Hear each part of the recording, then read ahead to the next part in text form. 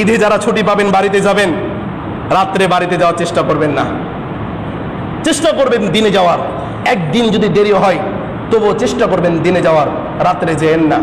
আপনার নিরাপত্তা আপনার বাসের ড্রাইভার সুপারভাইজার নিতে পারবে না। চুক্তিভাবে বাসের ড্রাইভার সুপারভাইজার তারাও ডাকাতির সাথে সংযুক্ত আছে। একজন 20 জন যদি যাত্রী থাকে, 10 জন যদি ডাকাত ওই বাসে উঠে, 5-10 হাজার টাকা ওই বাসের ড্রাইভারকে ঘুষ দিয়ে দিল, তোমরা সরে যাও, আমরা ডাকাতি করে সব কিছু লুটপাট করে নিয়ে যাই। বাসের ড্রাইভার কিছু বলবো? কিচ্ছু বলবে না। এই জন্য আপনাদেরকে অনুরোধ করে বলবো, বাড়িতে যাবেন সতর্কভাবে যেন, নিজের নিরাপত্তা, টাকা পয়সা, রক্তগুলোকে পানি করে করে এই জায়গাতে পড়ে আছেন।